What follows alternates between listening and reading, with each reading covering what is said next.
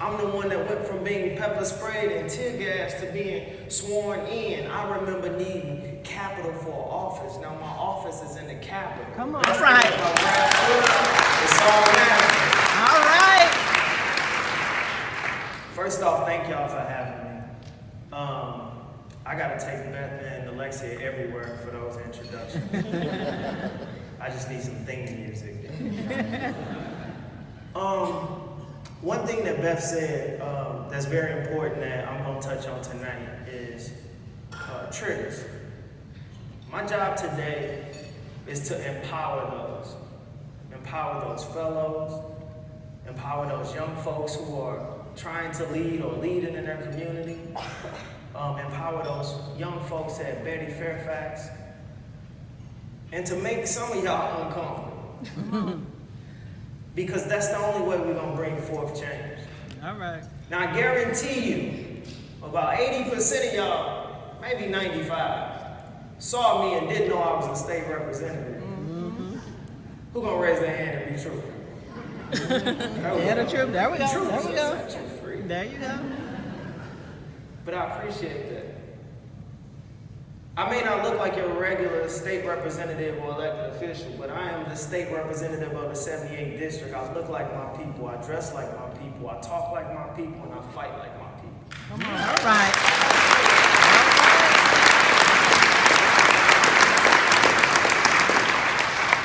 My job isn't to make anybody comfortable with who I am. My job is to be me. We tell folks all the time, be yourself, be yourself. And then we try to change everything about it.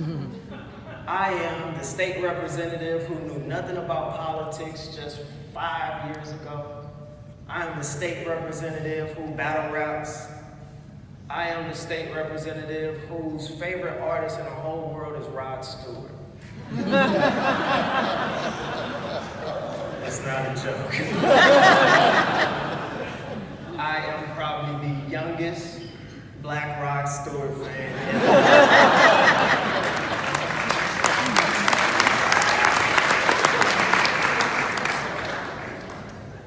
But I've lived my life now that I understand more of my purpose and my journey.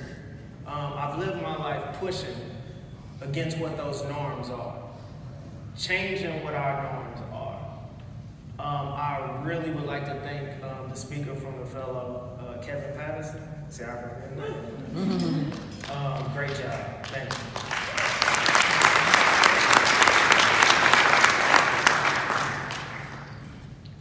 you. In 1991, June 7th,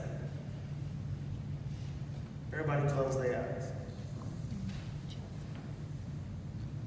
Imagine being wherever you're from, your community. Imagine you take your sibling, your favorite sibling. We all got our favorite. We like to say they all equal, but we got our favorite. Take your sibling you love. Y'all outside playing baseball. 2 men come out the house arguing. You don't pay attention to the arguing because that's just your community. You're used to it. They argue, you continue to play baseball. The tensions between those two gentlemen get higher and higher and higher. You still continue playing baseball because you are from this community. That's just what happens in your community. Then one of the men pull out a gun. And you still continue playing because you're used to seeing guns. You're used to seeing violence.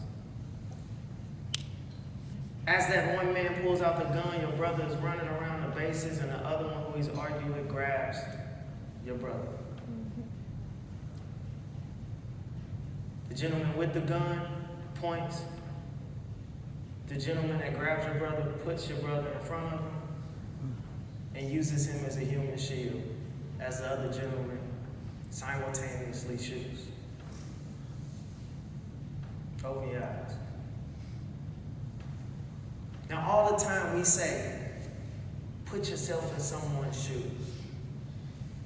But how many times do we actually take a step back, take a deep breath, close our eyes, replay different events, and put ourselves in someone's shoes? That's horrible, right? The story I just told. But what I was able to do is put every single one of y'all in my shoes. June 7, 1991, my brother Christopher Harris was killed while outside playing baseball. He was 9 years old. Fast forward, now I have been to 200 funerals. 200.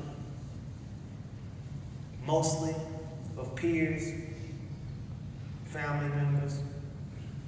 I've lost over 32 youth that I actually mentor in the past 3 years. And those youth are between the ages of 16 to 24. Some folks haven't been to 30 funerals in a lifetime. But I've been to 30 funerals of young people who I empowered, who I helped get jobs, who I helped get GEDs, who I helped graduate high school, who I showed them that there was something different than what our community presented to them. See, when I think about those who are in the fellowship and those future leaders and those younger candidates, and there's this word we like to use all the time, and it really gets on my nerves because nobody really, where I'm from at least, nobody really grabs onto it and truly defines what the word is, and that's intersectionality. Mm-hmm. We like to use intersectionality as a buzz phrase.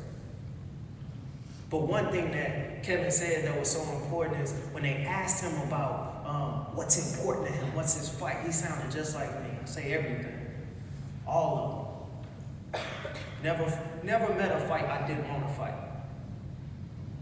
But when you have your particular passion, you must understand that every single thing that goes on in low-pressed communities and lower socioeconomic communities affects each and every person in it. So our issues may be healthcare, our issues may be rights for our LGBTQ community, our issues may be all of these different things, but when you think about gun violence, a lot of folks like to push that to the side. A lot of folks like to say, well, that doesn't necessarily happen in my community. Until you become a fellow, until you decide to run for office. Now all of these fights are your fights. Because my folks who serve in the House of Representatives and the Senate know that when we press that button or when we make that vote, we're not just making that vote for our district. You are making that vote for each and every citizen in the state of Arizona, just like I'm making a vote for each and every citizen in the state of Missouri. So let's talk about how I came to office.